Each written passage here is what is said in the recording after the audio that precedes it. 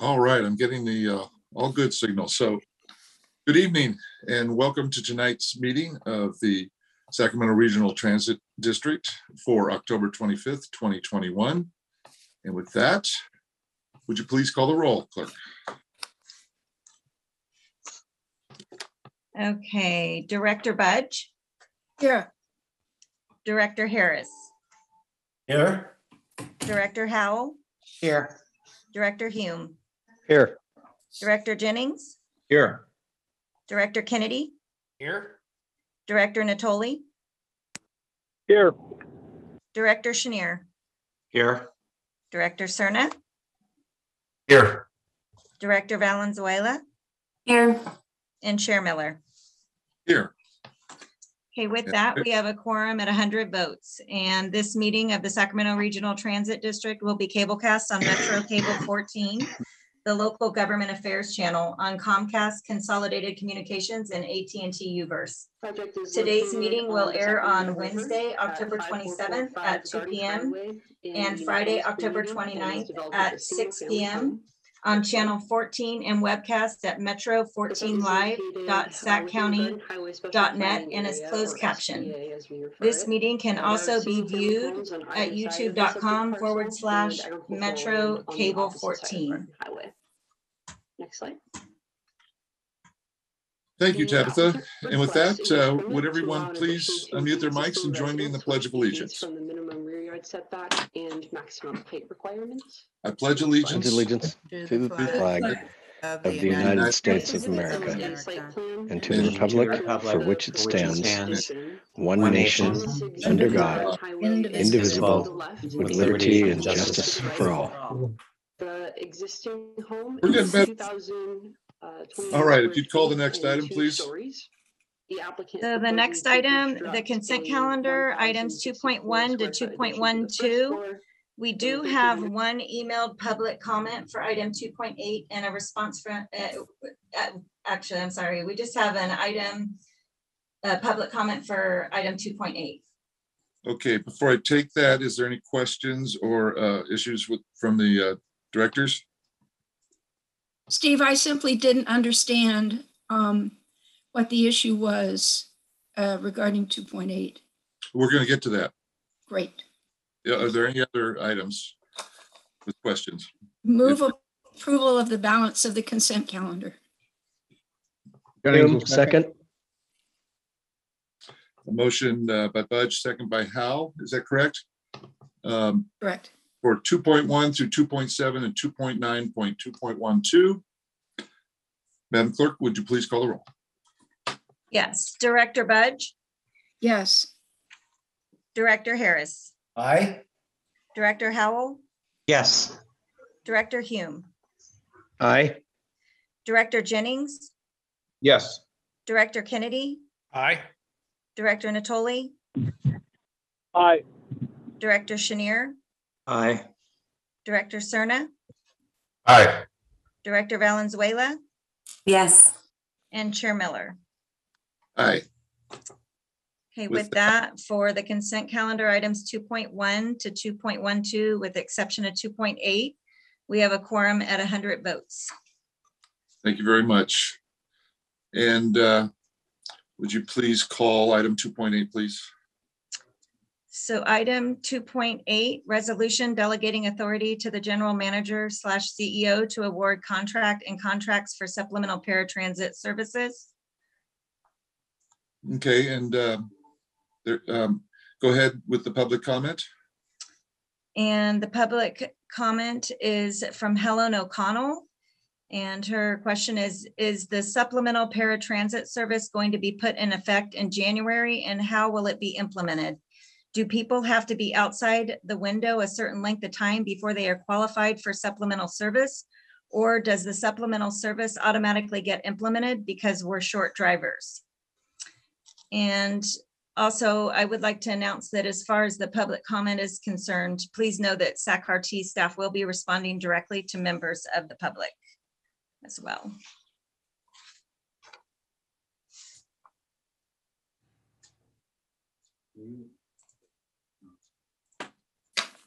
I'm happy to move the item. Well, I wasn't sure what Helen was referring to. So I asked if there could be a little explanation of the question she's asking. Chair and Director Budge, Carmen, our VP of Operations, she can provide a brief explanation. Thank you, Henry. You're welcome. Good evening, Chairman, members of the board. In response to that comment, I did draft a response. Basically, we are in the RFP process, which is a confidential negotiation. So I can't really get into the detail or any operational detail. But what I can do is say that the trips that will be covered by our supplemental service providers will not be determined by a pickup window. The trips will be identified by SAC-RT staff the day prior, and then we'll notice our service provider. So we will control those trips that will be brokered out or outsourced a day prior. I can share that much. And to answer the rest of her question, we are expecting to make these supplemental services available shortly after January 2022. Also, there's an opportunity for SAC-RT Go customers and the Mobility Advisory Council to ask questions and learn more about our service prior to that implementation. So later in the fall, we're going to have more opportunities, including open houses and discussions at the MAC council. So that's the place they'll get a fuller explanation of the program. Yes. Okay, thank you. Thank you, Carmen. Okay, let's go back. I heard a motion. Chenier moved. Do we have a second? Second.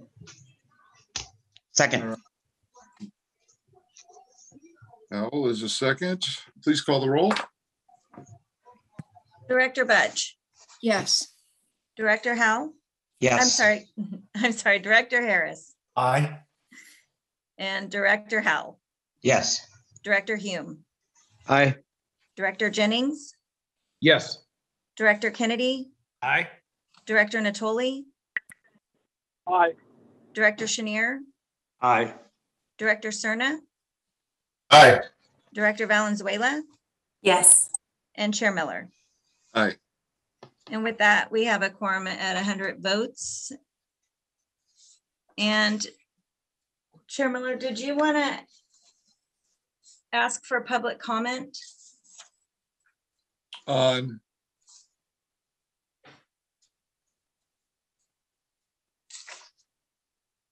are you referring to any?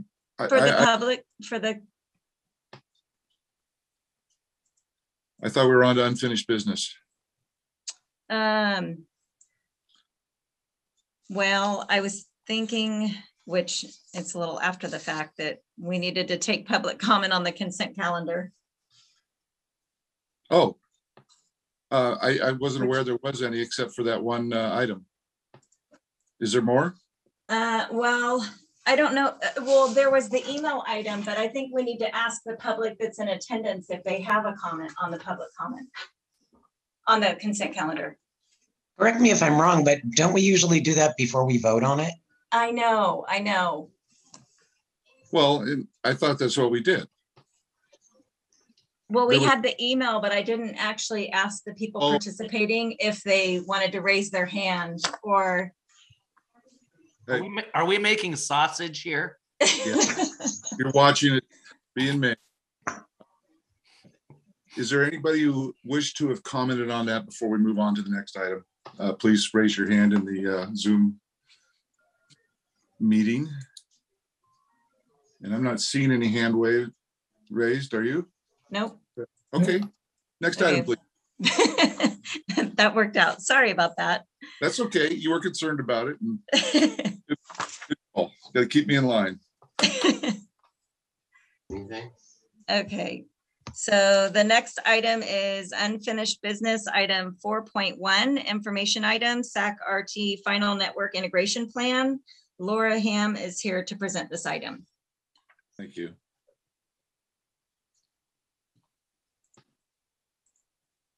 Good evening, Chair Miller and board members. I'm just going to go ahead and share a very brief PowerPoint here. Just give me 1 second.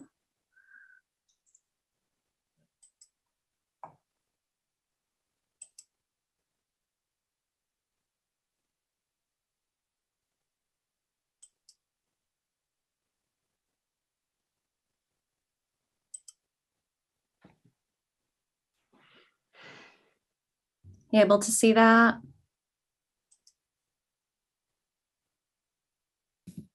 Yes. Okay. Yes. Okay. Just give me 1 second here.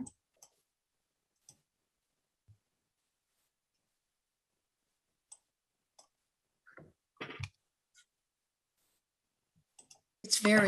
I apologize. Okay, I'm ready now. Can you still see the screen? Yes. Okay. Okay. So tonight's agenda item finalizes our network integration plan, which is a requirement of our 2018 TIRCP grant for new light rail vehicles for the Gold Line. The draft plan was presented at the July 27th board meeting and was available for public review from June 7th through July 31st. The plan's goal is to ensure that major state-funded rail projects connect cohesively with the state rail system, and its primary subject is future Gold Line service, future bus service to the Sac Valley Station and the rail yards, and integration of fares into a statewide system.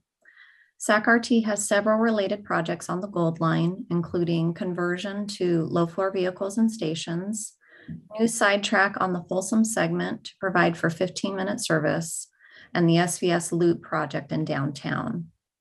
The network plan analyzes and makes recommendations for service changes as these projects come online. The plan also looks at downtown bus circulation to Sac Valley Station, which, as you know, will undergo major expansion and renovations. We've also taken a look at the potential extension of several bus lines into the rail yards. As I shared with you back in July, the network plan is primarily a technical study and does not propose service changes. Before implementing any major service changes, SAC-RT would conduct additional public engagement and Title VI analysis as required. Regarding expenditures, this project is limited to the grant funding received under the TIRCP program. Caltrans has been our sponsor for the project, and the final version will be transmitted to them.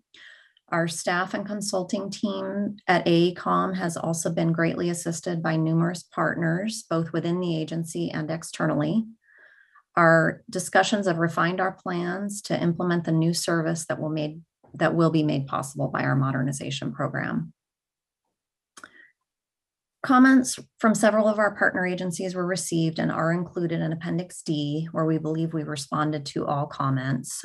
One of the key outcomes of the comment process is that we decided to scale back the number of bus routes we would extend into the rail yards from 4 to 2 bus routes, which will reduce future operating costs and avoid the need for a larger scale multi-block on-street bus terminal. We'd be glad to answer any questions you might have about the plan. Our project manager for this effort, James Drake, SAC-RT's principal planner, and I are available to answer any questions, as well as our consultant, Anthony Manganon from AECOM. I'd like to thank them both for their tremendous effort on this study. Assuming the board does not request any additional changes, today's item will complete our project and the final plan will be transmitted to Caltrans, completing our requirement under the TIRCP grant. We are requesting a motion to approve the plan tonight and would be glad to address any questions that you have at this time. Thank you. Thank you, Laura. Are there any questions? Seeing any? I'll move the item. Motion by Hal. Do you Oops. want to? Do we need to have a public hearing? Public comment. Yeah, do you want to do public comment? I'm waiting for a second. Hold on. I still have faith in you, Chair. I just want you to know that. I thought Hume seconded. Hume will second if that moves it along. Thank you, Patrick. Now, Tabitha, is there any public comment? Okay, so there is no email public comment. But we can now take public comment on item 4.1. And if you're participating by phone, please push *9 to indicate a desire to comment. And if you're joining us online on Zoom, please push the raise hand button.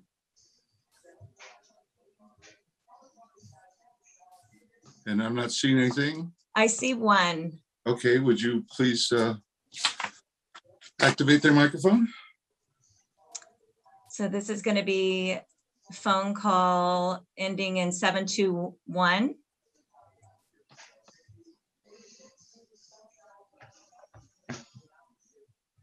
Hello. Hi, can you please voluntarily state your name for the record? Yes, and I'm probably not on the correct item. My name is Sabrina Hawker. I think the item I wanted to comment on probably passed, but I'm not sure. So really, I'm asking a question about when I should comment, and I apologize if I'm out of order. Sabrina, you're not out of order. What item would you like to comment on? Okay, it has to do with the SAC-RT Go, and I know there was mention of subcontracting, etc. So that's really where I want to come in at, but I don't know if that missed. I was trying to figure out how to unmute on the phone. I was actually trying to get in the Zoom room, but I haven't been able to on the computer. I understand. Why don't you go ahead with your comments? You have 3 minutes. Okay. So I know I only have 3 minutes, so I'm going to let my computer has a speech reader accessible, and I made notes. So it's probably faster if I just let my notes be read. Is that okay? This is for you to speak to us in your own words. Okay, well, let me pull up my notes then. I have them right here. I just didn't want you guys to have to hear them in the background. So, the reason I'm here, and I did put my notes on a digital recorder. Okay.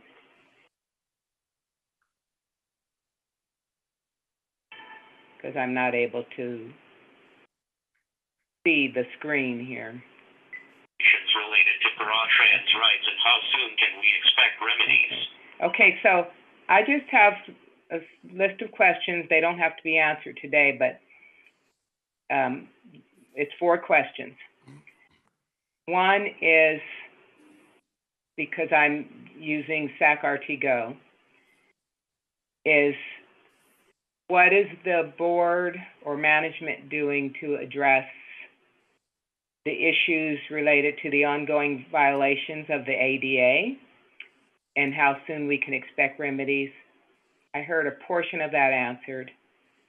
My second question is, while subcontracting is a great first step, I realize these things take time. So I'm just wondering if there's been any contact with other jurisdictions, like the East Bay Transit, San Diego MTS. I used San Diego service for 3 months. It was great. I also talked to them and the East Bay, and they don't seem to be having the issues. San Diego has had no complaints reported, and then East Bay has had minimal. So I'm just wondering if there's been a contact made with the other jurisdictions just to get their ideas, information on how they continue to run smoothly, even during the COVID times, okay? The other is, has anyone on the RT staff done the math with respect to how much the losses is, so how can I phrase this without reading it?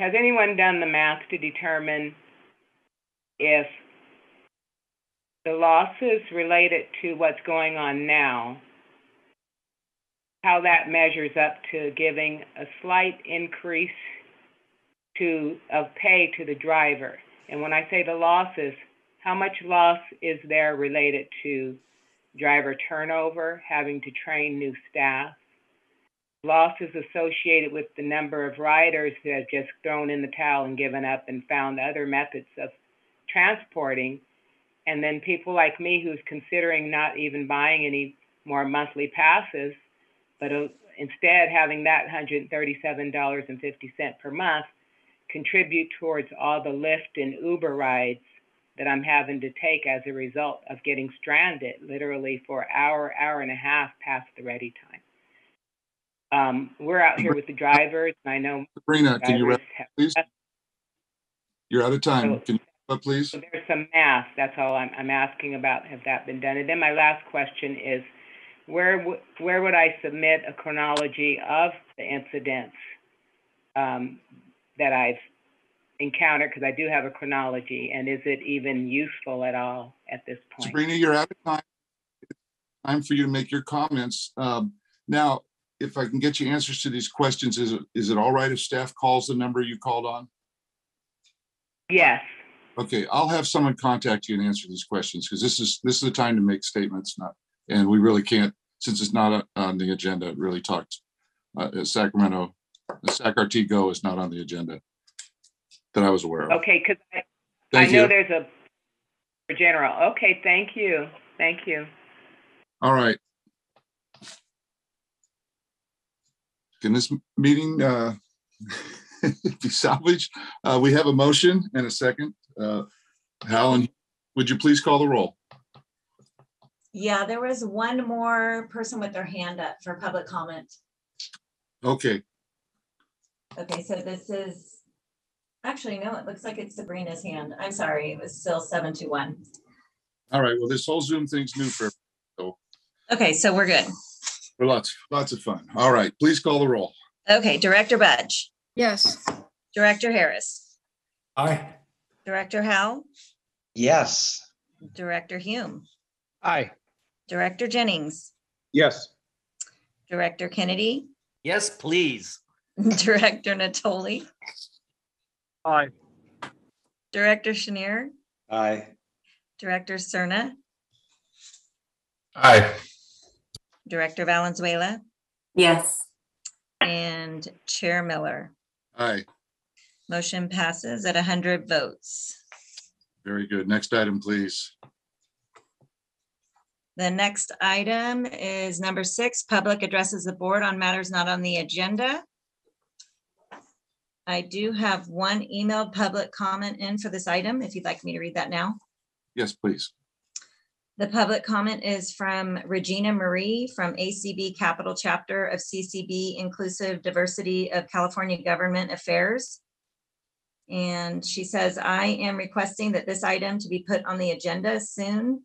There have been numerous complaints about service problems, including delays and long rides. This is due to a driver shortage that was anticipated by the Mobility Advisory Council. I would like to resolve not only current issues, but prevent them in the future. A pandemic or other emergency situation may arise. Failure to address the underlying issues now can mean further hardships down the road for riders and drivers. We are very concerned that the current process for rider and driver feedback is not meeting the needs of staff or customers.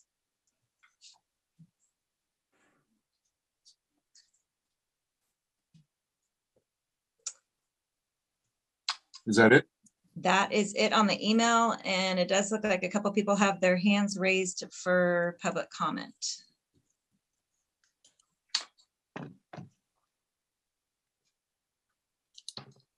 Except for one of them, I'm going to check in with Sabrina.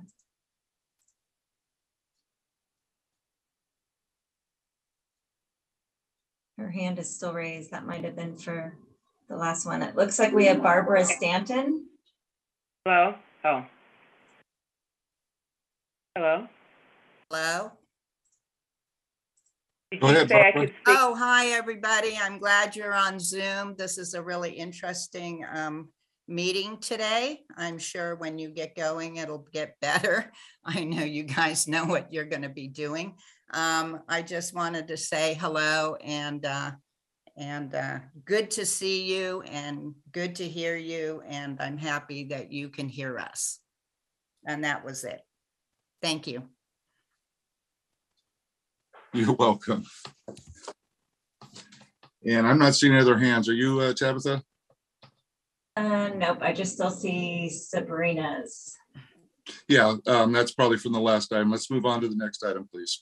Okay, so the next item we have is new business, item 7.1, resolution 21-10-0123, delegating authority to the general manager / CEO to negotiate and execute a facilities use agreement with the city of Sacramento for use of the Roseville Road Light Rail Station as a temporary safe parking site.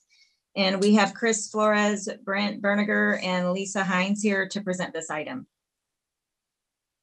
Thank you, Tabitha. Jessica, if you don't mind pulling up the slides.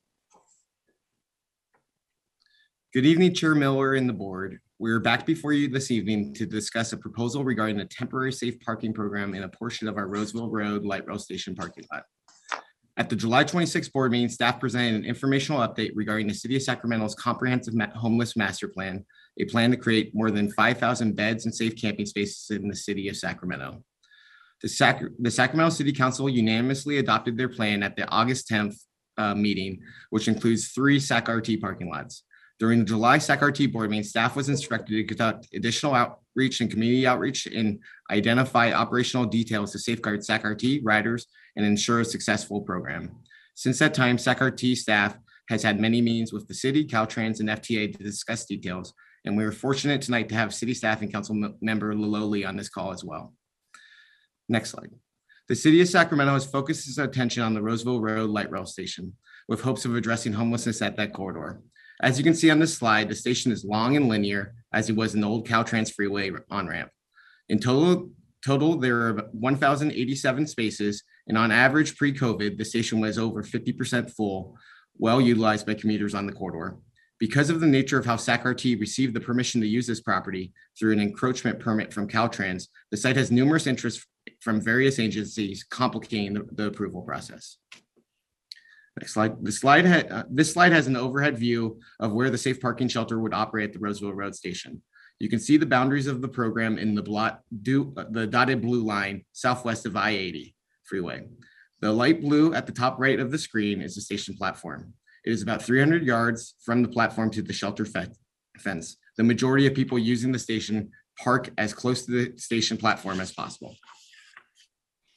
Zooming in a little closer on the shelter map, you can see it will have one controlled entry point staffed by reception 24/7. The program will include 9-foot fence with a privacy cover and has about 75 parking spaces available for use. There will be space for administrative staff, restrooms, showers, storage, and dog kennels. The Winters Grand Ave Bridge, which has been closed because of a homeless encampment fire that jeopardized its structural integrity, will remain closed.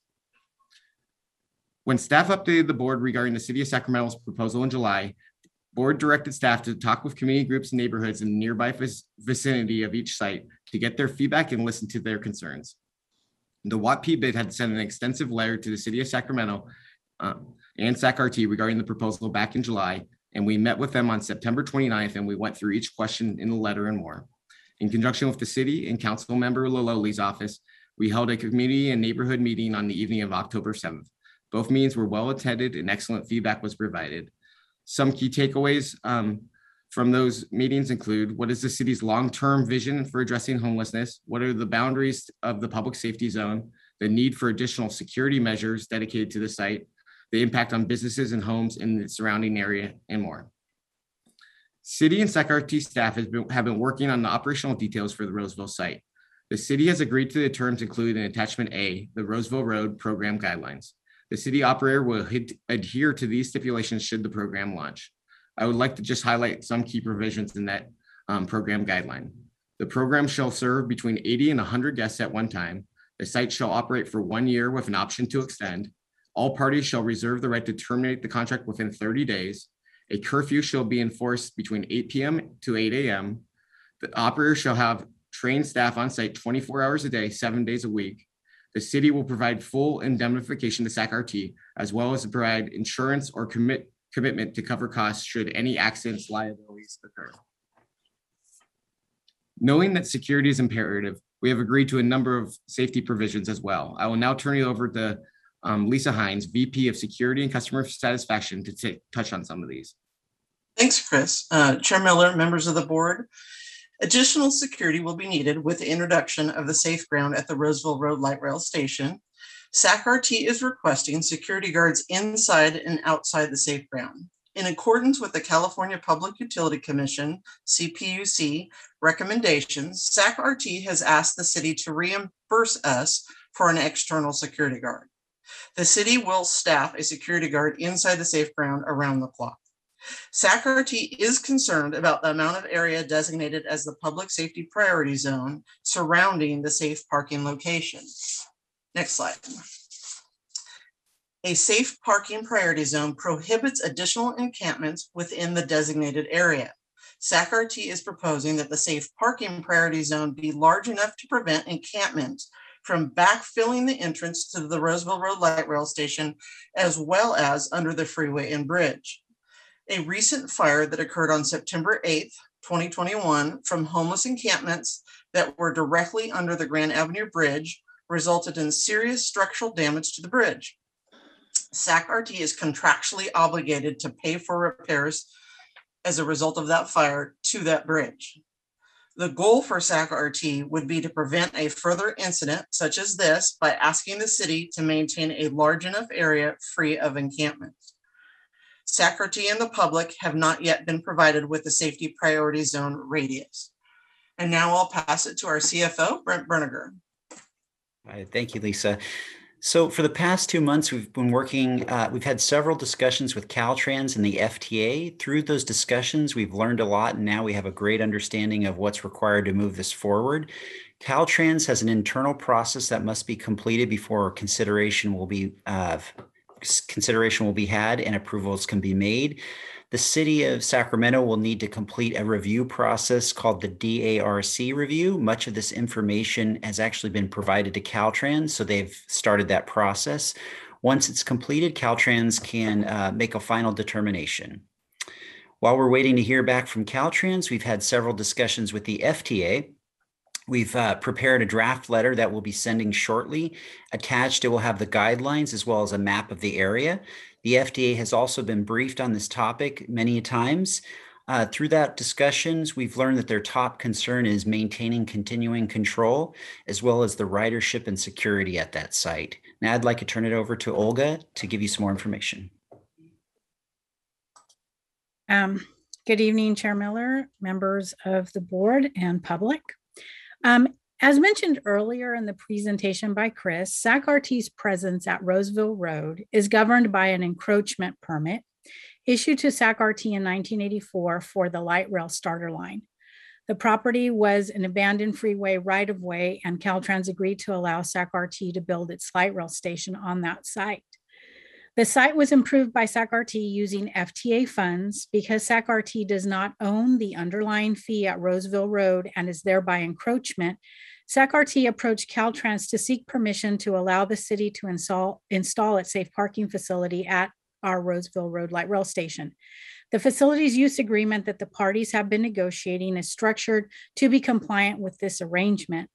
Unfortunately, late last week, Caltrans advised SAC-RT that it cannot allow us to transfer our encroachment rights to the city, and that the only path forward would be for Caltrans to revoke our existing encroachment permit, carve out the area the city wants to use for safe parking, and then deal directly with the city through a lease agreement or some other arrangement. The new proposed arrangement is problematic for SAC-RT for 2 reasons. First, the parking lot was constructed with FTA funding, and the FTA has a financial interest in the parking lot. If SAC-RT no longer has control or continuing control, as the guidelines require, over the parking lot because it has lost its encroachment permit, SAC-RT may be immediately required to reimburse the FTA for the value of the facility. If SAC-RT, the second concern we have is that if SAC-RT is no longer able to be in privity of contract with the city, SAC-RT will be limited in its ability to ensure the safety of the remainder of the station, its patrons, and its employees. Next slide, please. With this change in arrangement, the original resolution that staff attached to the staff report is no longer viable. Given that, staff recommends a revised resolution that will allow this project to continue moving forward while protecting SAC-RT's interests. Staff recommends that the board direct and authorize the general manager to negotiate a three-party lease agreement between and among the city, Caltrans, and SAC-RT that would include the protections included in the facilities use agreement and the program guidelines that the parties have previously negotiated. Execution of such agreement would, of course, have to be contingent upon the FTA concurring in the action without the requirement that SAC-RT reimburse the FTA for the facility. Next slide, please. The final agreement should also include resolution over the following outstanding issues. The first is finalizing the type of agreement that will replace the facilities use agreement, and we think it would probably be a lease. Second is whether or not environmental clearance was appropriately performed and providing for SAC-RT's indemnification if it was not. Third is securing clarity from the city about the scope of the public safety zone. Fourth is ensuring that the city identify and provide a 24/7 point of contact at the city that can resolve issues that may arise at the safe parking site. Fifth is the city providing a final good neighbor policy document. Sixth is that the road, the Grand Avenue Bridge area be cleaned up. An additional issue that staff would like direction from the board on is the public safety priority zone. This issue has been raised as a very important issue to members of the public and to SAC-RT staff because we want to ensure that the areas surrounding the safe parking site do not attract additional uncontrolled encampments, thereby affecting SAC-RT's ability to provide clean, safe, and convenient transit to our passengers. SAC-RT staff would like to see a zone of at least half a mile radius around the Roseville site. As Lisa noted previously, we have asked the city for clarity on this, but to date, they have not shared their plans with us on what the zone would look like. We ask that the board provide guidance on what would be an acceptable radius. And with that, I turn it back over to Chris. Thank you, Olga. And that concludes our presentation. I know we're happy to answer any questions. And as I shared before, we do have Council Member Laloli here with us who did nominate this site during the council approval process, as well as city staff from various departments. Thank you, Chris, Lisa, and Olga. Any quick questions from board members? If not, I'll go to public comment. I do.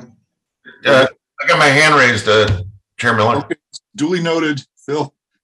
I don't have my hand raised, but I'll go after Phil. Okay, fair enough. Thank you. I just wanted to point out, Chris did not mention that I was also in attendance remotely or virtually at the October 7th community meeting. So I just want to make clear with my colleagues that I too was there in my capacity as a RT board member. Thank you. And I'm remiss, and it was a very productive meeting, and I thought your comments along with Supervisor Desmond, who attended the previous meeting, were great. Thank you. I have a couple of questions. Given the change that, we thought this was going to move forward, and now there's the question of the FTA money having to be repaid, and the fact that this could turn into lease. If this is going to be lease, I assume there's going to be payment involved. And my suggestion would be that because this is being done pretty much at the request of the city of Sacramento, I would suggest that perhaps if there is going to be payment required on leasing of the property, assuming FTA and everybody else is willing to do that, including Caltrans, that whatever that lease payment is should be paid by the city of Sacramento. I don't know if that's been discussed or not. I agree with Carrie.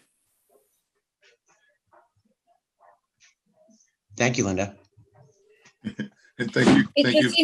It just seems like there's so many open-ended questions at this point that perhaps it's not yet time to take a vote.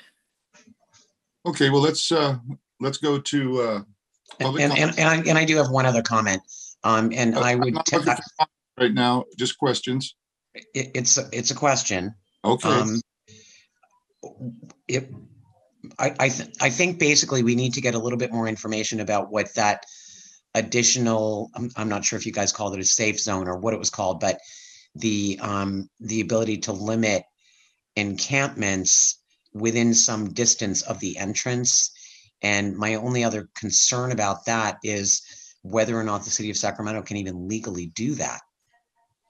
It's public property, so I don't know how we go about doing that at this one location when you can't do it anyplace else. So that's got to be something considered in the discussions as we move forward. Good question. Thank you, Director Howell. And I know we do have Chris Conlon from the city. I don't know if he wants to, who's been taking the lead on the public safety zone, if he wants to add any additional comments. But in terms of the lease, we have not had discussions about payment on the lease. That was initially the thought is we would have a lease agreement with the city, but after research, it was a facilities use agreement and has now turned back into a lease. Yeah, and because I'm pretty sure that from a legal standpoint, there has to be some payment in order for the lease to be valid. It can be a nominal amount of money, but I think there has to be some payment made. And Chris, I see you have your hand raised, maybe to address the public safety zone comment.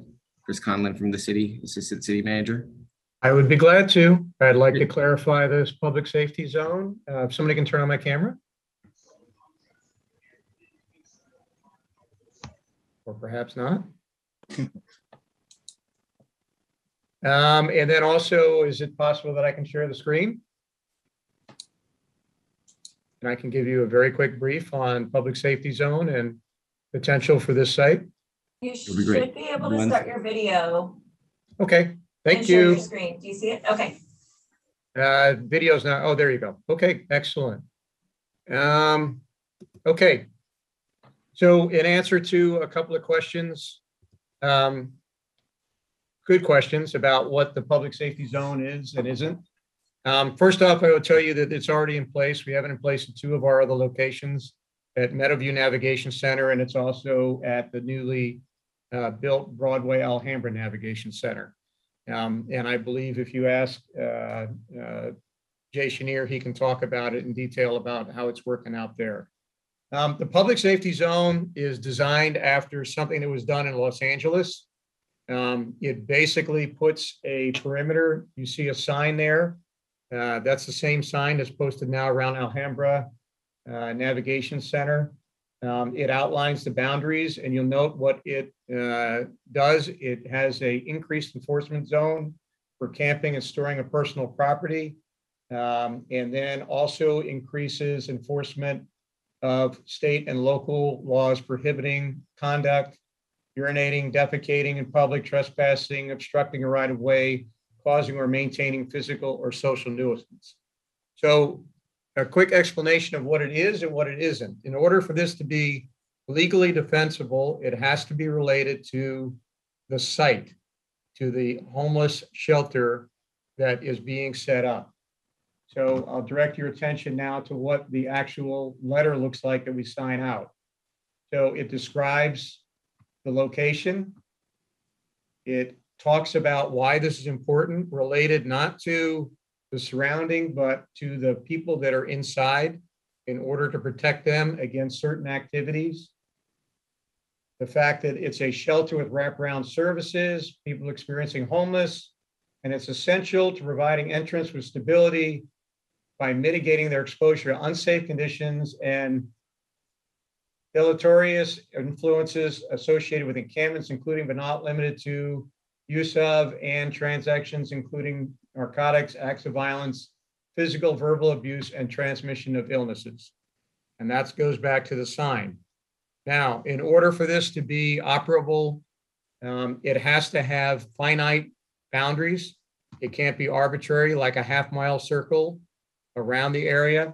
So we walked the site last week.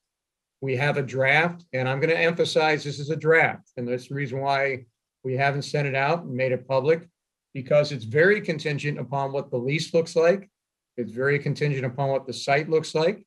And we also take a lot of input from the surrounding community because we develop a good neighbor policy. And this is usually one of the last things that goes out based upon all of that. So for this particular site, this is what the draft would look like. And this again would be very contingent upon what that final lease looks like. because it has to pass the legal test. You note that it goes along Roseville Road. That would be about halfway across the street, so it would not be inclusive of the entire road. It would just be about halfway across. Then you note that it goes down along here, this road, and then it follows the path. I believe this is Longview, the extension. And then there's another access road that comes out of the site. And then it links back up again on the other side of the railroad tracks back into Roseville Road. This particular site is complex, much more complex than our others, because there are various sectors of state, railroad, and county properties. And to the question that was asked previous, those really are not applicable when we try and do a city site, a city public safety zone, because we cannot enforce necessarily in some of those areas. What we would do is work with people like Caltrans and obviously RT in order to allow them to adopt this zone and allow us to do enforcement in some of these other areas. So, subject to your questions, that's what the public safety zone right now as a draft is looking like. Thank you very much, Chris. That was a very, very good answer. And my question was really based on, I was unaware that the city of Sacramento had done that at other locations. Great work. I just wasn't sure that it was going to be possible to do that in view of the Boise decision. So thank you. Thank you. Let me add one thing really quickly if I can, and then I'll have comments later. So we opened Broadway in Alhambra about a month ago. We're up to, it will eventually serve 100 individuals. We have 57 there right now. We're waiting to go up until we get our security cameras in. But overall, we've had minimal incidents. We have folks from the shelter who are cleaning up around the shelter. So while there are still encampments on X Street and Broadway, overall the area is cleaner and better kept. We don't have people loitering at the gate. We don't have people loitering outside the shelter. Folks are in the shelter and very appreciative of what's going on. So I would say it's been very successful to date. And I think those are lessons that we've taken both from Railroad and Meadowview and applied to Broadway and Alhambra. And I'm sure that this facility would also take lessons that we've learned as we go along. That's great news. Thanks, Jay. And I have a couple comments when we get after public comment. No, that's very good news. Thank you, Jay. And I have a question. It was noticed that things like propane weren't allowed. How are these people going to cook and feed themselves? Again, a great question. Thank you for asking that. They don't cook on their own. We're going to bring in meals, and that was discussed in some of the documentation as well. We don't want them using the stoves inside of their vehicles. We want to make this as safe as possible for them.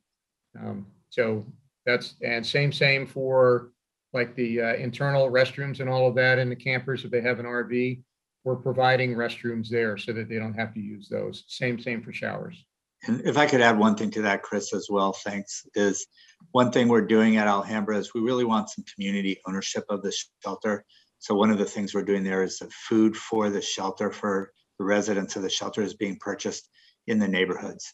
We're not at 100% yet. We will get there, but it's doing well in doing that. We want to recycle the funds within the local community.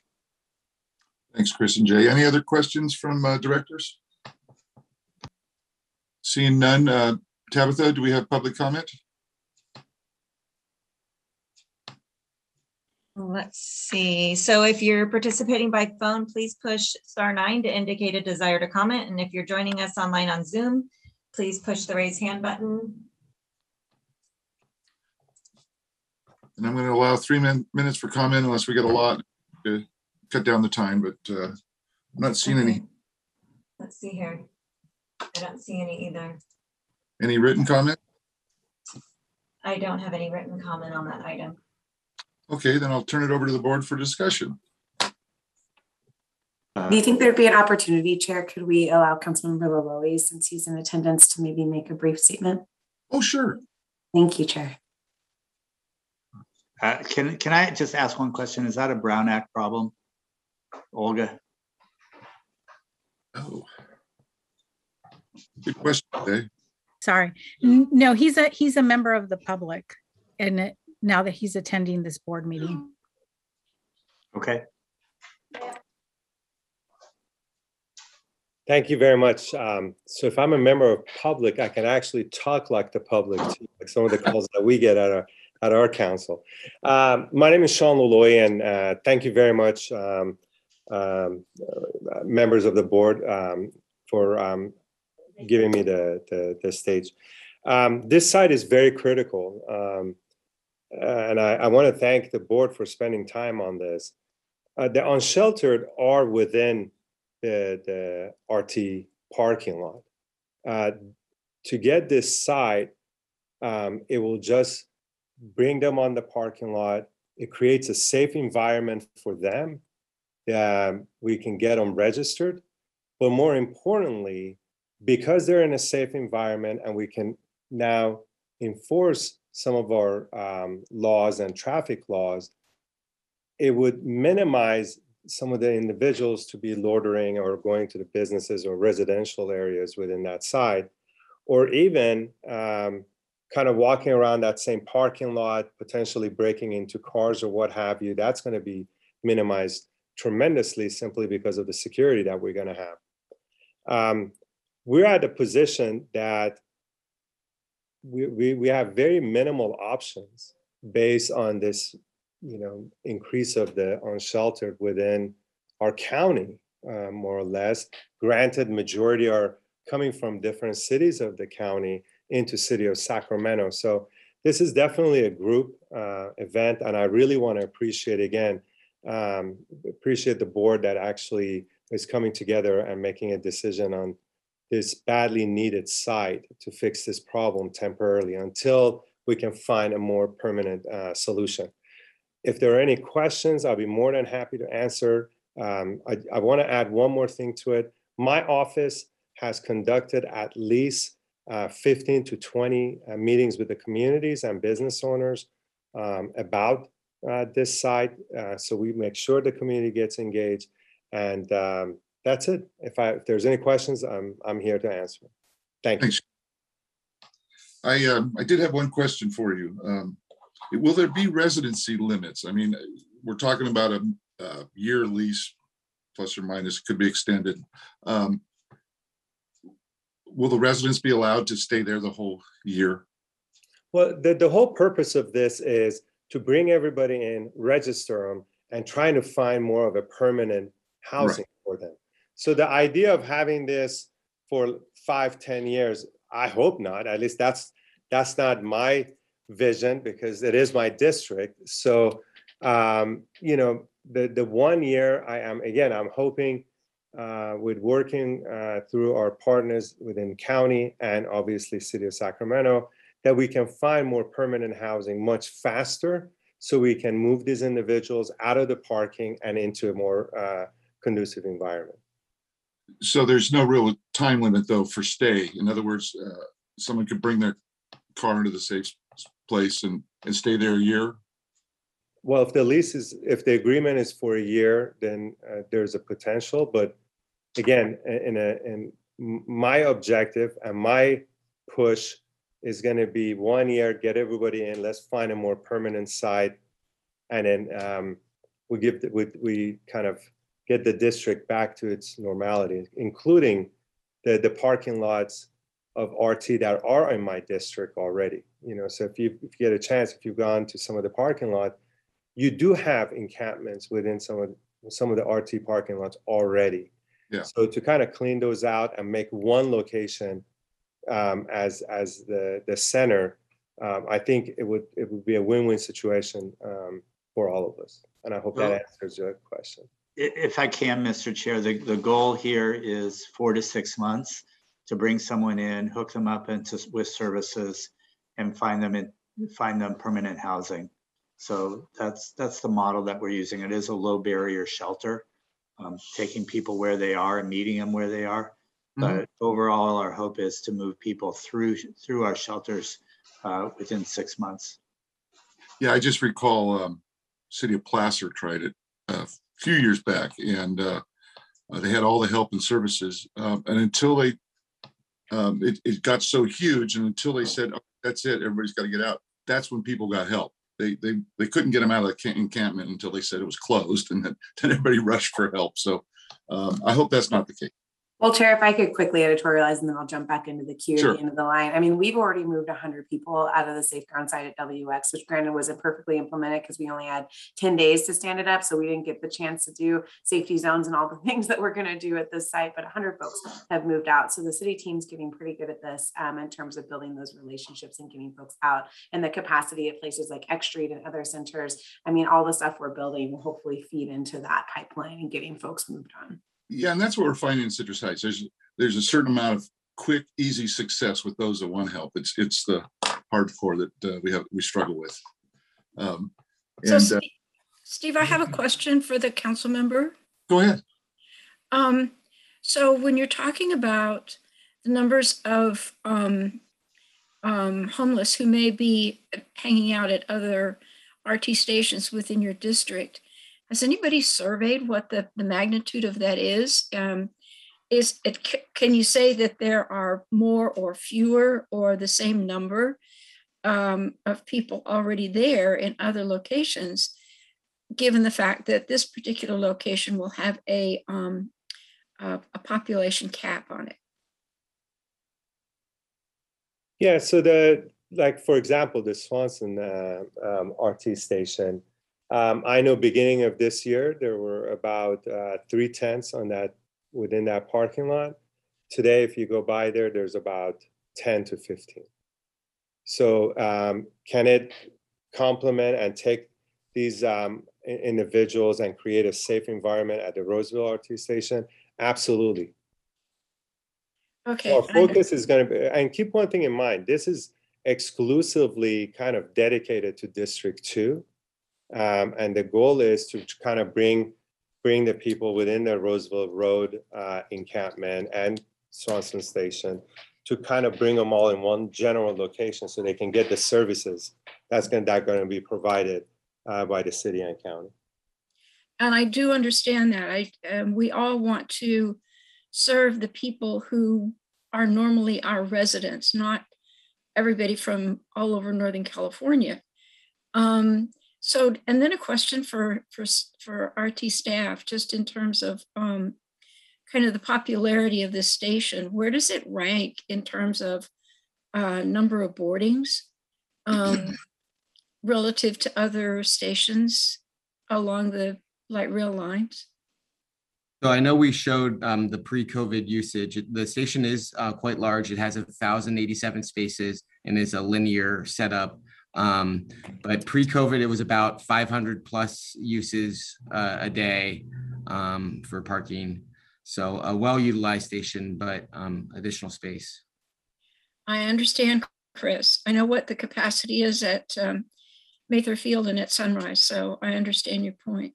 1,000 parking places is a very large number.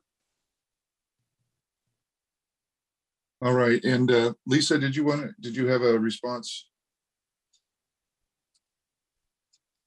Unmute. And then I'm going to go to Director Harris and Phil. Did you still have your hand up? Yeah, I've had my hand up for several minutes now before some of these other hands have been up as well. Okay. Patience, my friend. Chair Miller, staff had a follow-up question about the safety priority zone. That's really important to us. And we're very highly concerned about the drawing shared by the city because it allows for illegal encampments or encampments that could jeopardize the infrastructure for SAC RT. And we would like to ask the board for very specific direction on how large that safety priority zone would be. That's my question.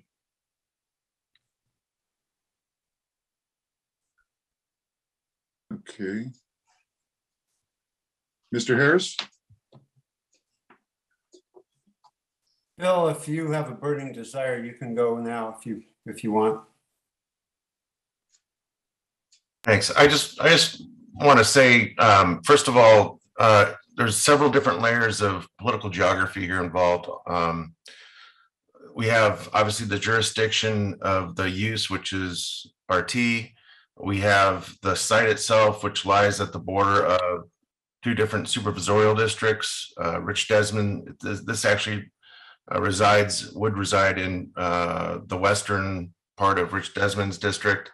But the district I represent immediately to the west, center line of Roseville Road, are my direct constituents, including McClellan Park, who, believe me, they've expressed to me for several years now their concerns about the growing challenge of homelessness and impacts to their burgeoning business park and the interests of the property owners there.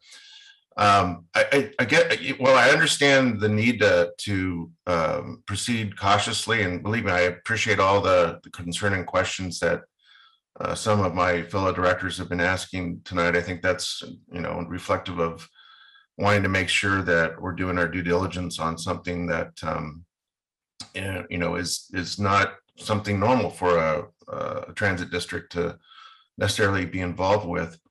But I guess the principal question I would encourage some that might be skeptical of this to ask themselves is, what's the alternative?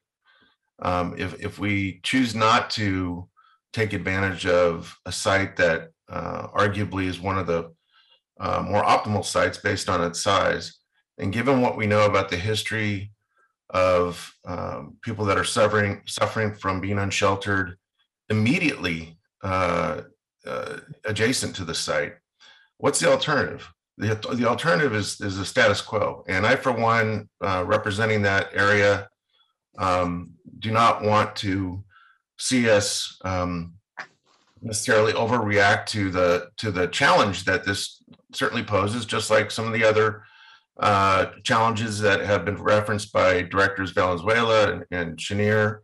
But as they also mentioned, those shelters are, I think, making progress.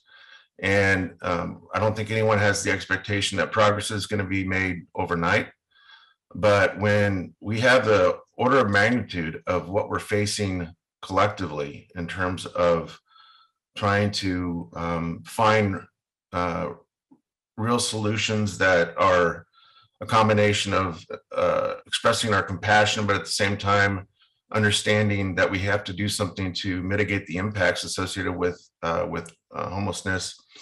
Again, I would just offer and encourage everyone to think about what the alternative is. And it doesn't bode well for RT, doesn't bode well for the county, doesn't bode well for the city, and it certainly won't bode well for those that are not housed. So I am very supportive of this. Quite frankly, Councilmember Lola Louise, I think, done a very admirable job of making sure that his T's are crossed and I's are dotted when it comes to outreach with the community. He mentioned the number of meetings that he's hosted. I attended one of them, but I could tell you that during the course of that one meeting, the questions were good questions asked by businesses and residents, and to a question, each one was responded to.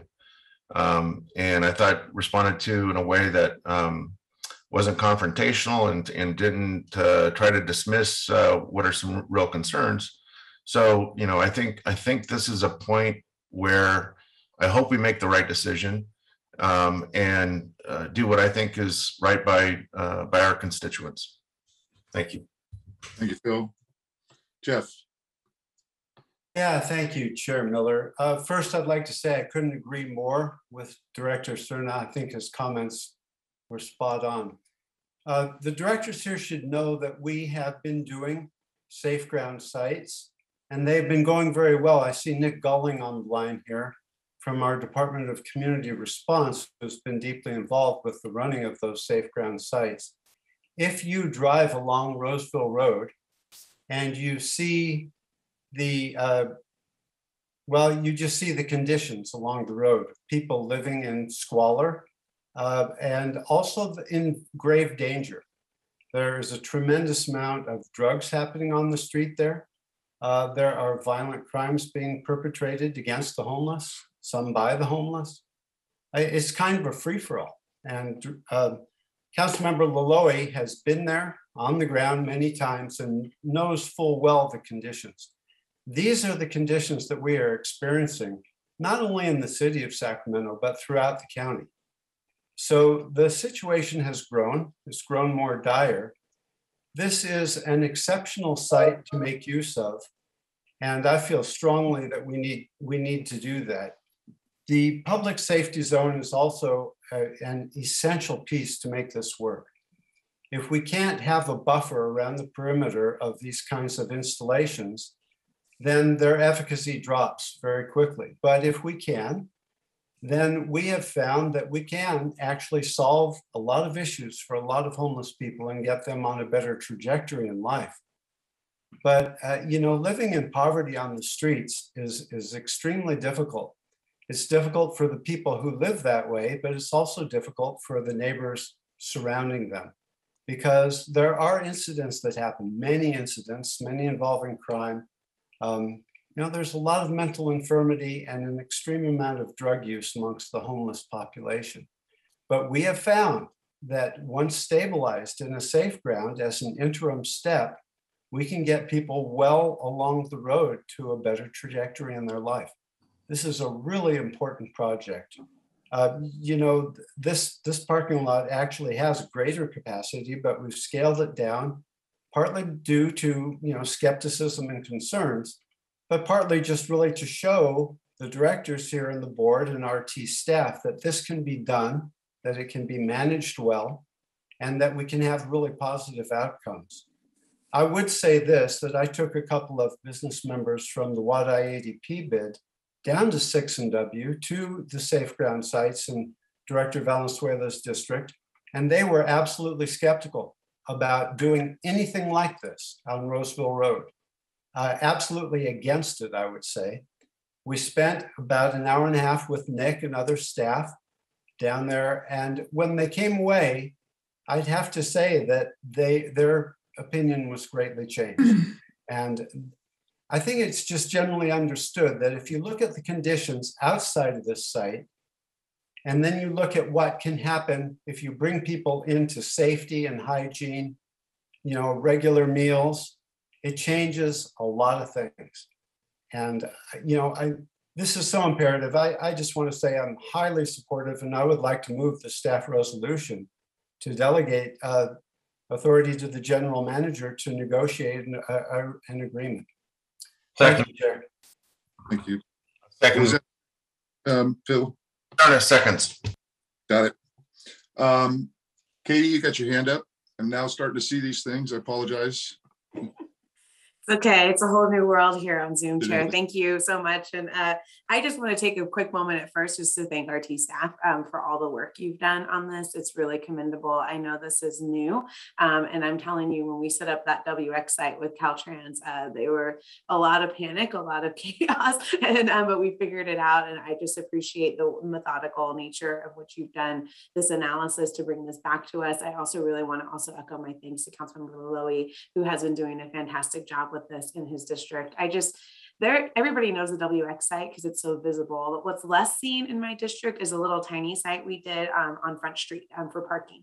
It was targeting parkers. It was over on Front Street. And you don't hear about it because it's just sort of there humming along. Folks are moving in, folks are moving out. And what we find with some of these folks is just that sense of home and that sense of peace that they get from being able to sleep through the night, not having to worry about folks pulling up on them, not having to worry about what's going on outside. We see them change really quickly in their manner and attitudes, and just giving staff the chance to get to know them, to figure out, are they self-medicating? Do they have issues? Are they in the system? Do they have caseworkers they've just connected with? It's just been incredible. And the growing partnership with the county, I think that we're really on the precipice of making a big impact on this crisis.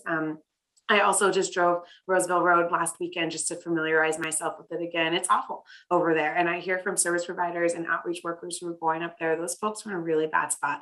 And so I just want to echo what my colleagues have said, what Supervisor Cerna said. What is the alternative?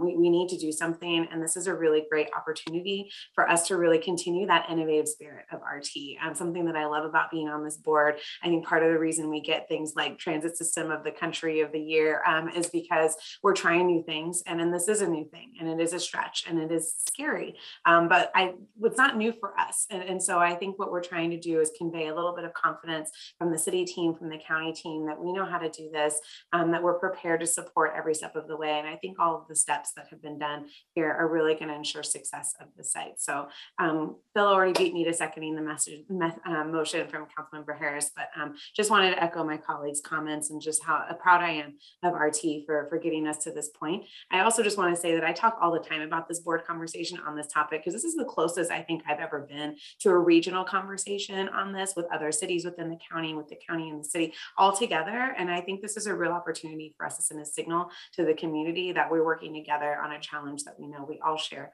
across the county. So thank you for the time, Mr. Chair. Thank you. I'll put you down as a third. And next I have Director Budge, and then Director Hume, and Brent Berniger also wanted to comment. So go ahead, Linda. Thank you, Steve. So personally, as I said, I would prefer to have some of these questions answered, the open-ended questions answered before voting on this. But I am sympathetic to Phil's comment about what's the alternative. So Lisa asked us for specific direction, and I would ask her in return how she feels from her law enforcement perspective about the safety zone that is proposed. Lisa, thank you. On, please. Okay, I'll answer that really quick. Thank you for asking me. I also have driven over there and taken video, and am highly concerned about the encampments and the liability that we can't even get the bridge assessed because the encampments are blocking the ability for an engineer to come and look at the bridge where SAC-RT is responsible for that bridge. So my hope, and talking with staff, we would prefer a half a mile. We want to make sure that there's no opportunity for folks to be able to come and backfill the area that's cleaned out, and based upon the city's unique ability to create that safety zone. We're just hoping that in partnership, we could make it where it was the safest for SAC-RT's infrastructure, so that when the folks left the area and they went into our parking lot, we wouldn't see a whole new crew creating other opportunities for infrastructure failures like we saw with the bridge. So it's obvious, because of the very curious shape of that whole area, there's going to be places where a half a mile is much larger than what's proposed. Okay. Linda, I think one thing that you have to consider is that part of that area, a good part of that area, is actually the golf course. So we know that a homeless encampment is not going to show up in the middle of the golf course. No, Carrie, but also on that northwest boundary of the golf course, there's all the shrubby stuff, which simply mirrors the American River Parkway that we're all having to deal with anyway. Isn't that where the gun club is? I wouldn't be camping. I wouldn't be homeless camping near a gun club. I don't know anything about the gun club. There is a gun club over there. Lisa, am I right? Yep. There is a gun club, but this is what we're talking about. The golf course borders the gun club, the Roseville Road, and then it's the gun club. Okay. All right, thank you. Mr. Linda, take yourself for a ride over there. Yeah, right. All right, Patrick's got the floor. Thank you, Chair. Let me lower my hand here. I don't want to delve into the whole complexity of trying to address homelessness as a whole, except to say that it's not a monolithic issue, and there's not a panacea that's going to solve it directly. It's an environmental, a humanitarian, and an economic crisis. But I want to just key on something that Director Harris mentioned that I think ought to be at the forefront when we are thinking about this, and when we're discussing this, and when we're actually deploying public funds. And that is that the ultimate goal in all of this ought to be to change the trajectory of the individual's life. It's not to just make it more comfortable because we're feeling compassionate. It's not just to try and sweep it out of sight so that it's not disrupting business. It's not to get it out of environmentally sensitive areas so that it's not causing a problem. It's to actually recognize that that these people are not living their best lives, and we have an obligation to help with that. So I just want to say that's all I'm going to say relative to homelessness. As it comes to the actual use of this site, I have said in the past that, you know, when you're trying to attract what we used to refer to as choice riders, now I think we're trying to attract any riders in the era of COVID. But you want to not have any reasons for them to avoid the service. And so putting a situation where they may feel uncomfortable next to where you're trying to entice them is somewhat counterproductive. That being said, in looking at the layout of this site and the way that the bridges and everything and the whole linear nature of it, it looks like this is a fairly good opportunity to utilize what is probably otherwise an underutilized portion of the RT property. So I'm going to say that I support looking at this, but I want to kind of touch upon the points that that Lisa raised and the points that Linda Budge was just talking about relative to the devil being in the details. And so I think that we've got to have an ironclad agreement, whatever the lease arrangement is, that does not put our FTA funding at risk, or that we are on the hook to repay FTA, that we are being mindful of our relationship with Caltrans and the hammer that they can drop down with respect to our lease agreement, or our cooperative agreement, or whatever it was referred to. And then the big one is that public safety zone, which, if you looked at the things called out on that letter or that sign, those things ought to be illegal on every street corner in every part of our communities. I mean, we have laws against those, so that we have to establish a special public safety zone beyond just the encampment piece is a little bit baffling to me.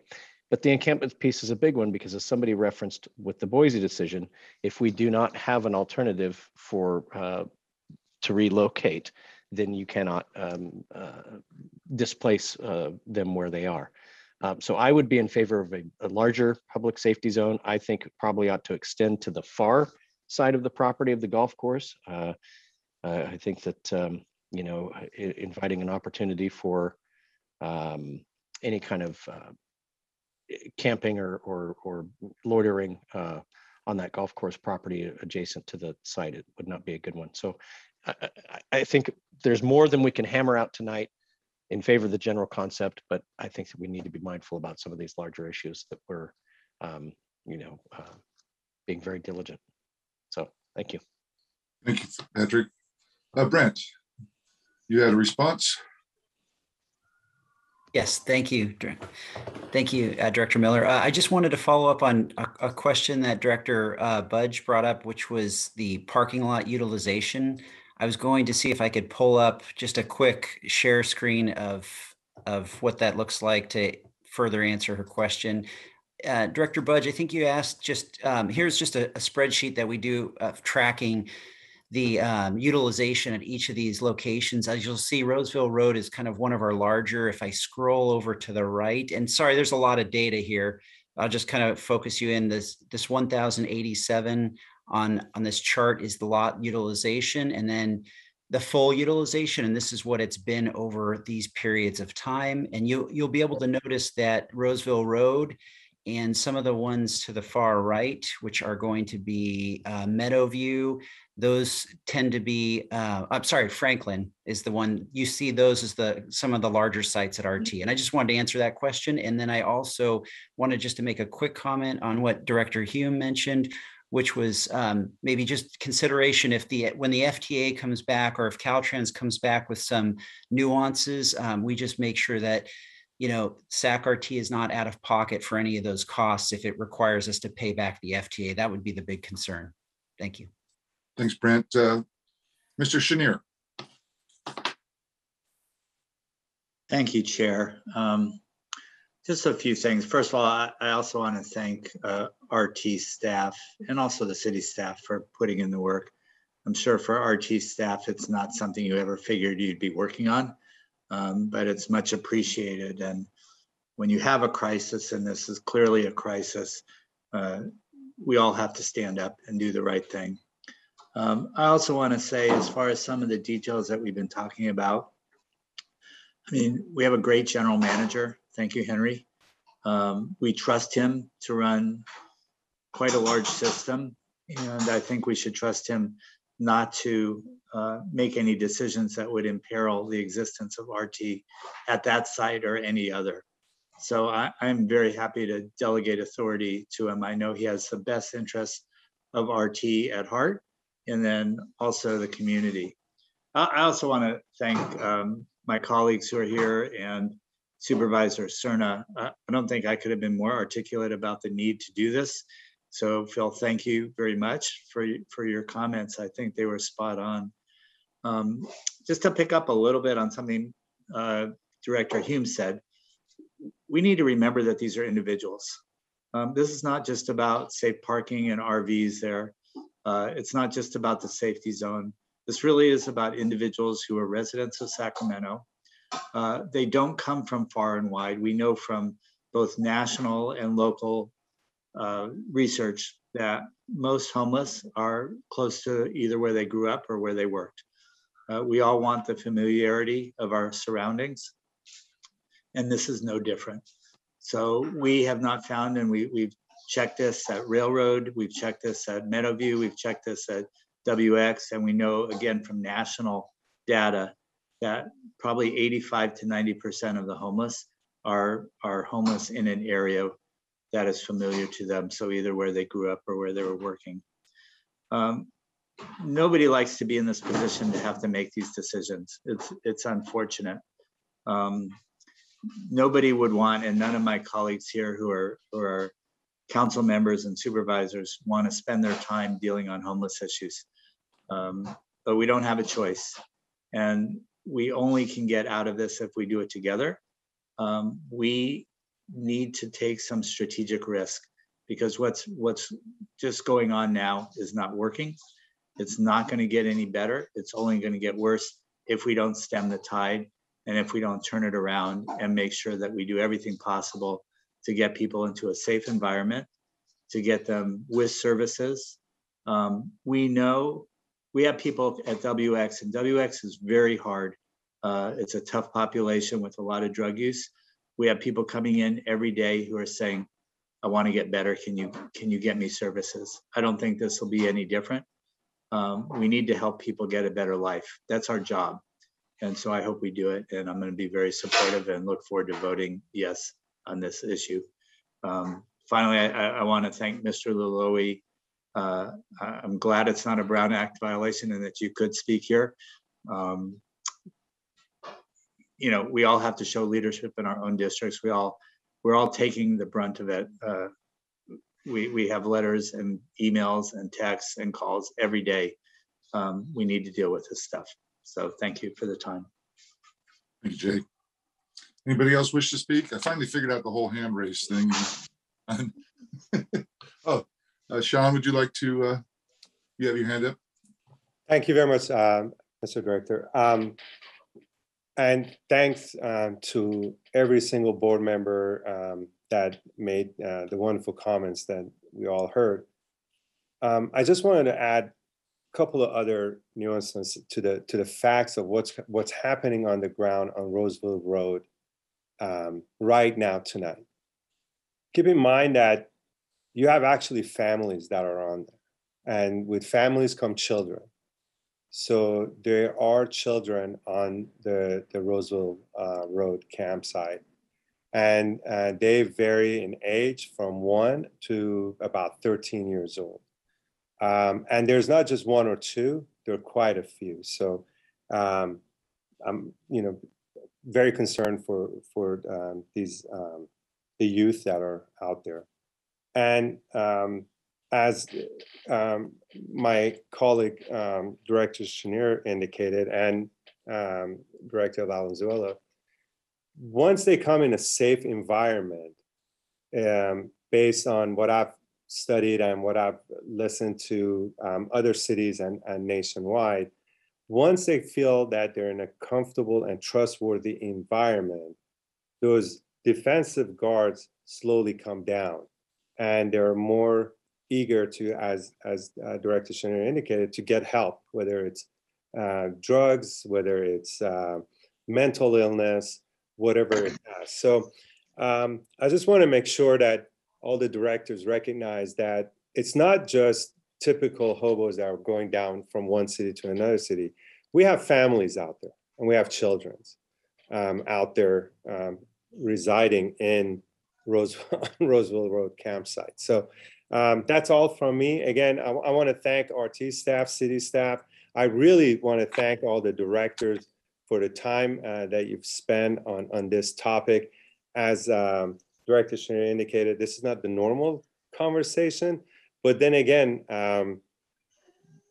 city, county, RT, it's not normal for any of us. I mean, this is just brand new. So again, I want to thank everybody for your time, and I can stick around if you have more questions, or I can leave. I don't know what the guidelines are, the protocol of RT meetings are. So let me know what the understanding is. Thank you very much. As a guest speaker, you can stay as long as you like. And I just want to thank everybody for all of their work on this. And I was the one that started the questions, and I hope no one misunderstood where I'm coming from. As long as the details get worked out, I think this is a great use of that space. Having lived in the area almost forever, I always wondered why that parking lot was so large, and and why people that were parking at the very end of that parking lot and walking all the way to the station didn't just walk to their destination. So I think this is a great use of space that's not being otherwise used. And I think the city of Sacramento is doing a really, really good job at trying to address the issues and get the details worked out. Thanks, Carrie. Just really quickly too, I think the golf course, because it's a private operator, I'm not sure it could even be involved in the safety zone, but it's private property, so it'd be trespassing. Yeah, they'd have to do a trespass. Yeah. Oh, I'm not worried about the golf course. Anybody that sets up a tent on a golf course is an idiot. Only if I'm playing golf. Well, they'd probably be safe if I were getting at them, but most other people actually are better golfers than I am. They say the only time you hit someone is when you aim at them. All right. Are there any other comments? If not, we'll wrap this up. I just wanted to be clear. I'm totally for all the efforts and the good efforts to help. I mean, that's why we all got involved. Don't get me wrong. And with the RT hat on, that's my concern here tonight. And so we're talking transit. That's our purview. This is a little out of our purview. I get it. And so my biggest thing in going forward with this is the identification. And, if we lose funding from FTA, we can't afford that. So that's another big factor for me. But I'm willing to try anything.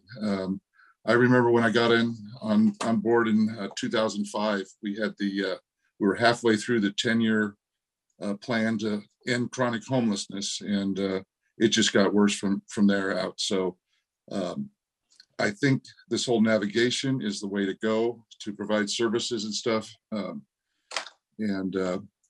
So let's see how I really want to view this as a pilot project, and if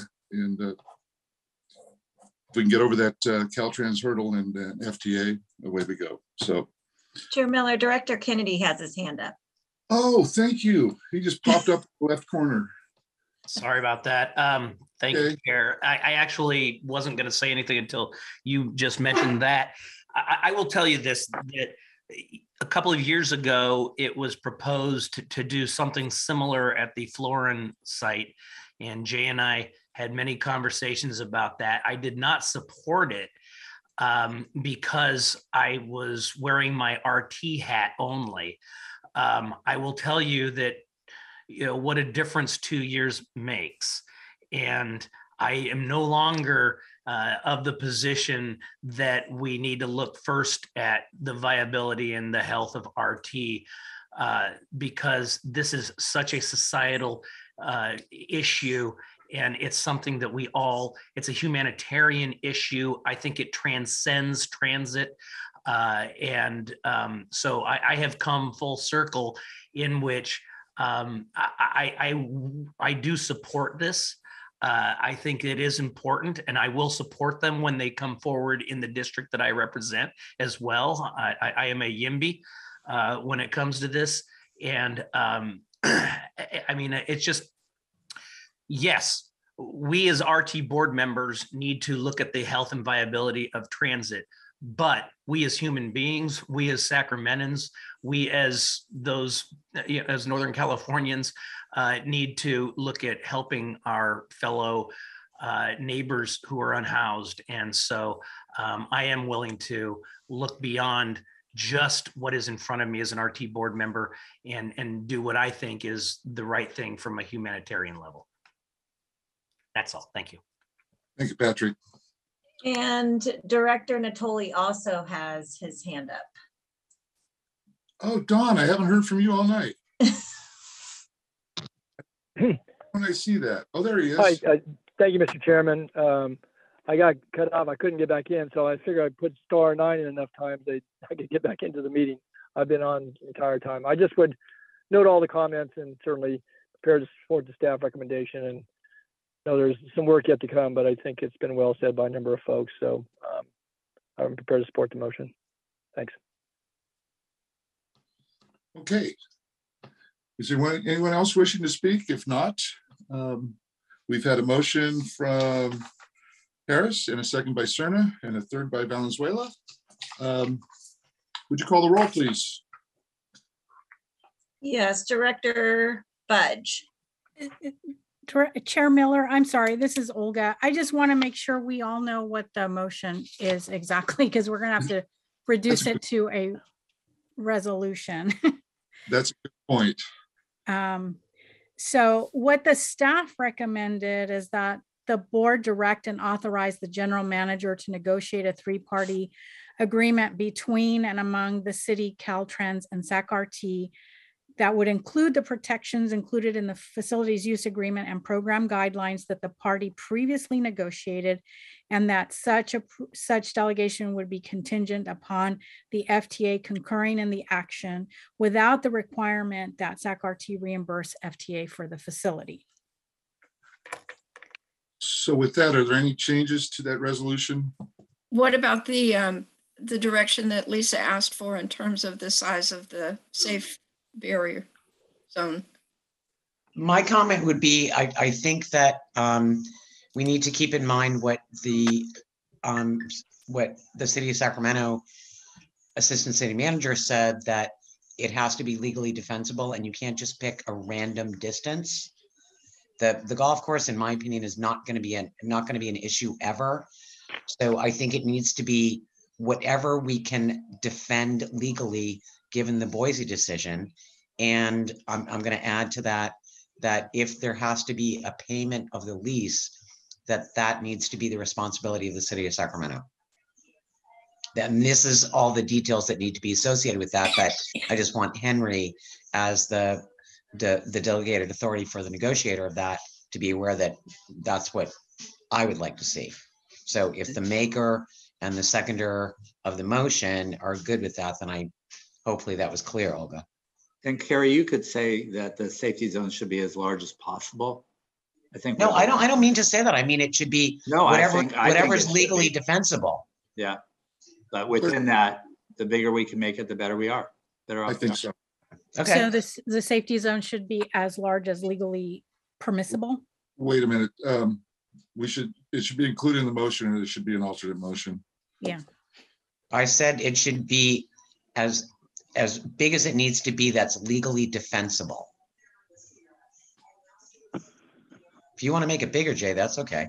I wasn't trying to be a big meanie. No. Directors Harrison, Cerna, are you okay with that? Yeah, listen, as the director of the motion, I'd like to clarify a little bit. Chris Conlon, can you pipe in here? I would tend to agree with Lisa Hines that if we can expand the defense area to include the critical infrastructure of RT, and that is legally defensible, we should do so. I mean, there was very significant damage done to the underpasses, and we need to prevent this. And one of the reasons for doing this project is to make a defense of critical infrastructure. That is, in fact, one of the legal bases upon which the defense zone can be predicated. So a little bit of clarification. So the RT station under the city ordinance is already critical infrastructure and is considered to be defensible just by its own right, to include 25 feet around the entire perimeter per the city's critical infrastructure ordinance. The road crossings, the overpasses, and the railroad tracks are also considered to be critical infrastructure under the city ordinance.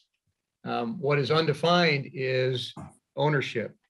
So for instance, in the case of the RT rail line, the RT rail line is owned by RT and policed by RT, but that RT rail line within 25 feet in the station, again, are already defensible.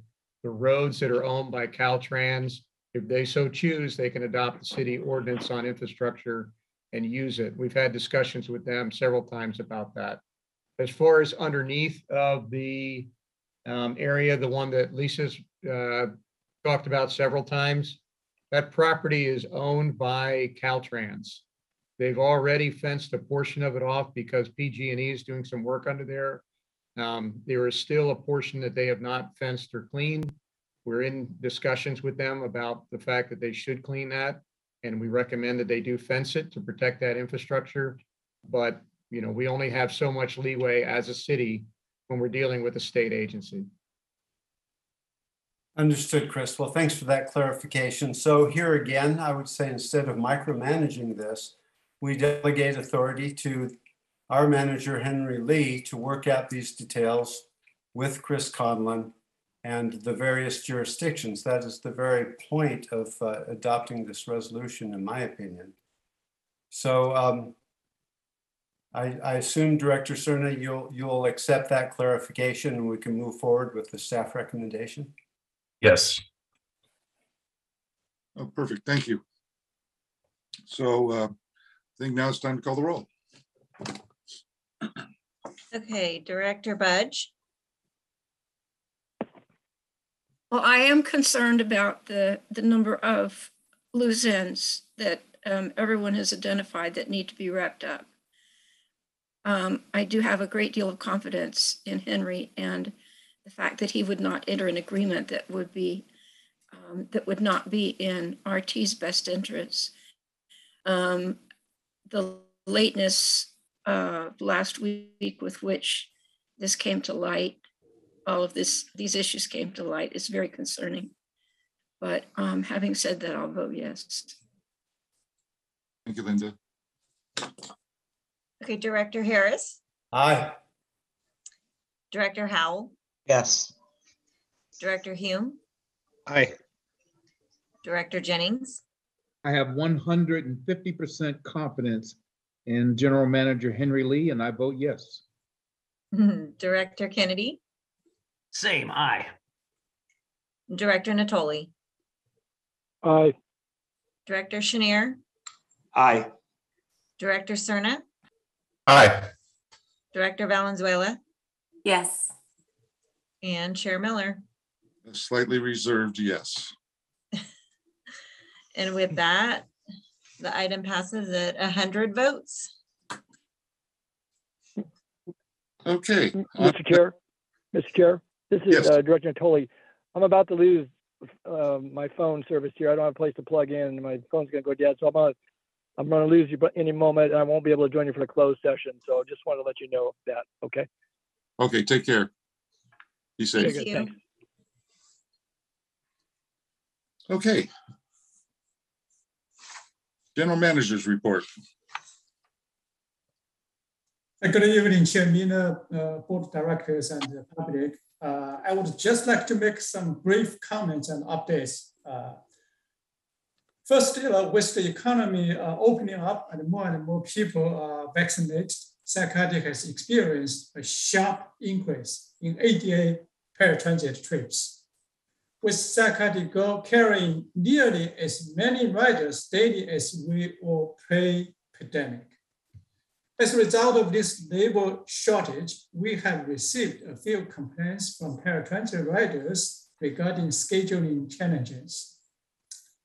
While workforce shortages are impacting all sectors of the economy locally and nationally, we have implemented several new processes to improve recruitment and incentivize employment with SAC-RT, such as increasing entry-level wage by 15% and giving 2,000 hiring and retention bonus to new hires and many other innovative initiatives.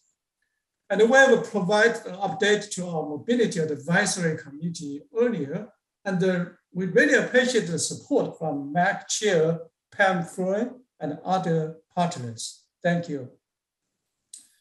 Today's action by the board will allow us to broker SAC-RT Go trips with other private sector providers to meet increased demand and realize efficiencies in service. More than half of our paratransit riders are ambulatory, and this brokered service will allow SAC-RT to meet increased mobility demands. We're hopeful these actions and improvements will better serve our customers. I would also like to highlight that SAC-RT, Eurobus, and UC Davis will be entering into a MOU to better serve the Causeway Connection service from UC Davis campus to the UC Davis Medical Center.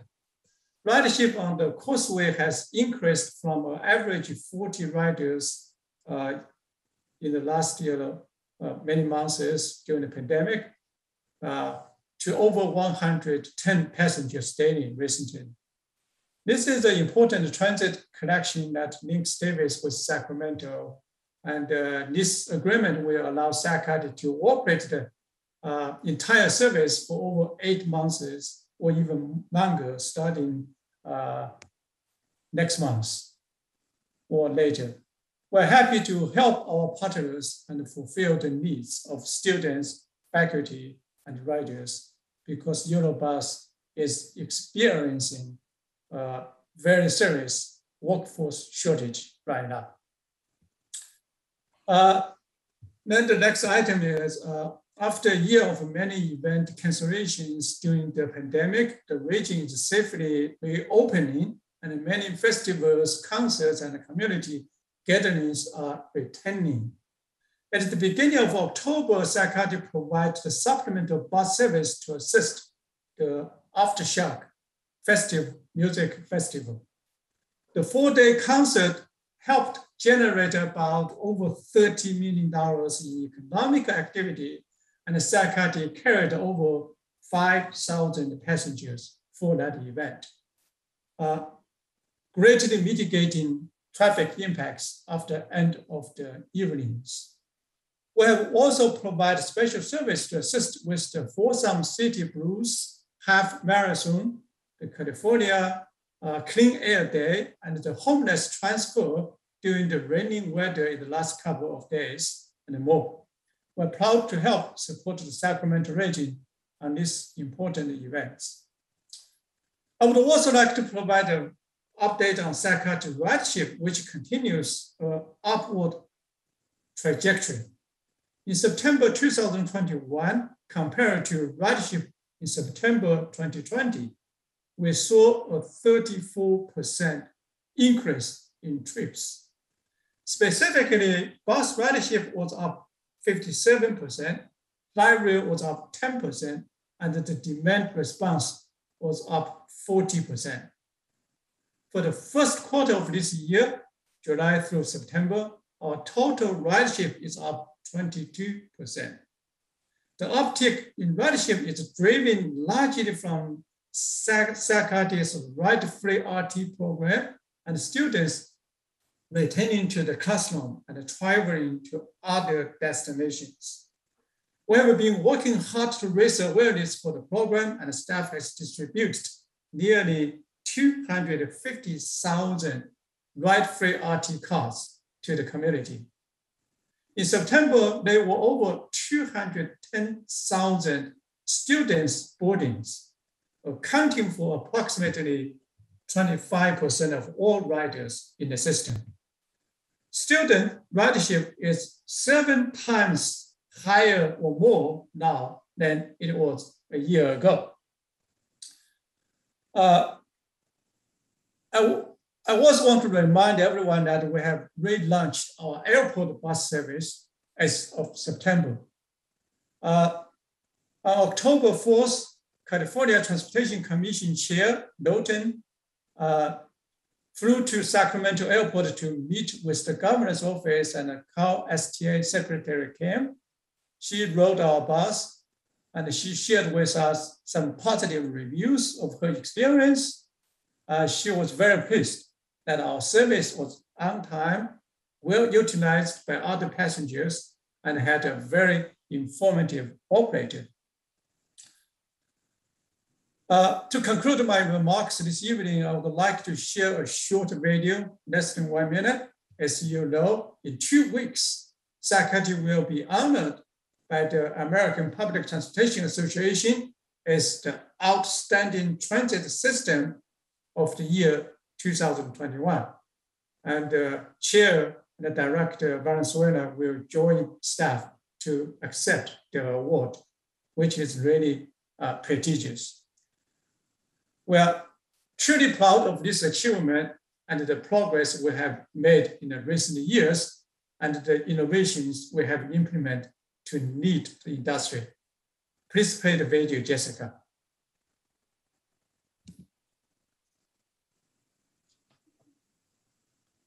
We don't have voice. Jessica?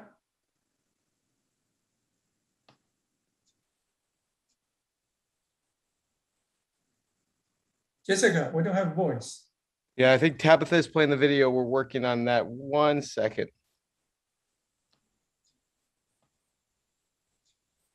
Okay, talk amongst yourselves.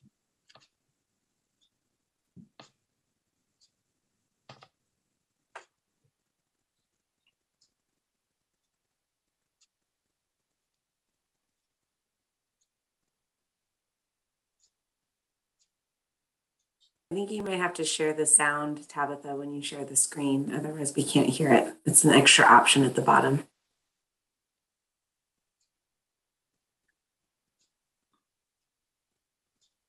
Back to Zoom.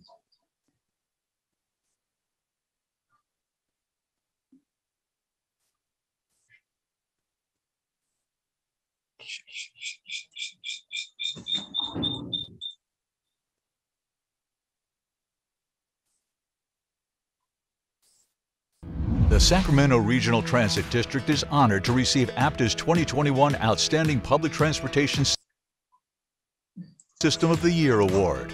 This recognition is a culmination of SAC-RT's tremendous work to build a bigger and more innovative transit system that not only improved efficiencies, but attracted back riders to its system. Within 3 years, SAC-RT lowered fares, annexed 3 cities back to its system for better regional collaboration, reimagined the entire bus network, introduced the nation's largest microtransit service, created the nation's first system-wide students ride-free program, secured $400 million to modernize the light rail system, and increased operating reserves by 500%, all for the first time in the agency's history. The pandemic didn't slow down SAC-RT. We successfully launched new services, all while keeping employees safe, protecting jobs, and remaining fiscally strong. On behalf of SAC-RT's employees, board, and community, thank you, APTA, for this recognition.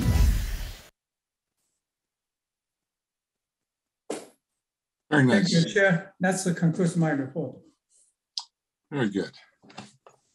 Next item, please. Reports, ideas, and questions from directors, if any. Seen everybody shake their heads no. I see Director Cerna and Director Hume both have their hands up. Oh, I'm on the wrong page. Okay, there we go. Director Cerna, please. Thank you.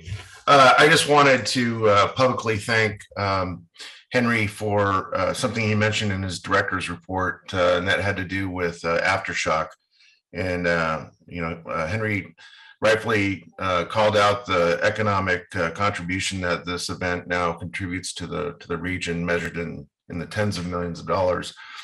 And having worked since the inception of Aftershock several years ago with the promoters to grow the event and to do so responsibly, I can simply say that it doesn't come with a fair amount of last minute challenges. And one of those last minute challenges, to be certain, this year had to do with the need for those shuttles and the shuttle service from the former Sleep Train amphitheater parking lot, which has done wonders to really manage the traffic volumes that we'd otherwise have coming into Discovery Park and South of Thomas. So I just want to say again, thank you, Henry, so much for being Johnny on the spot yet again when it comes to the need for problem solving as it relates to some of the other endeavors that we're pursuing here in the county and the city. Thank you. Thank you. Thank you, sir. Mr. Hume.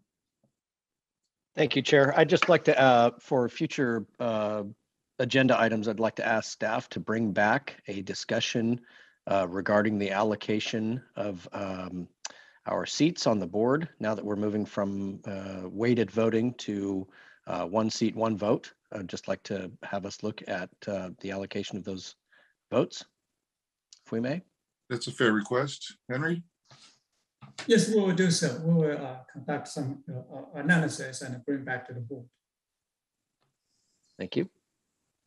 All right, seeing no other hands, do we have any more items of business there, Tabitha?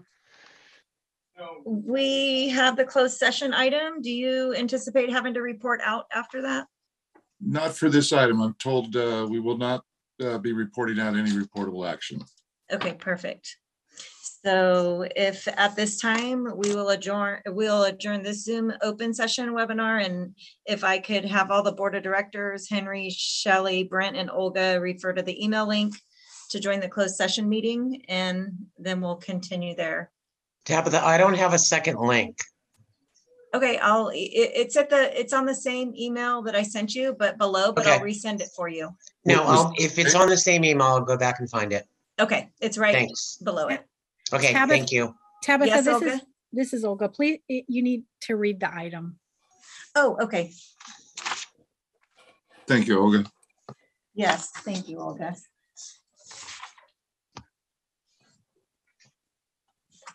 Okay, item 13.1. Conference with legal counsel pursuant to Government Code Section 54956.9, existing litigation, A1 case. Okay, at this time, we're going to adjourn the regular meeting and we'll meet in closed session.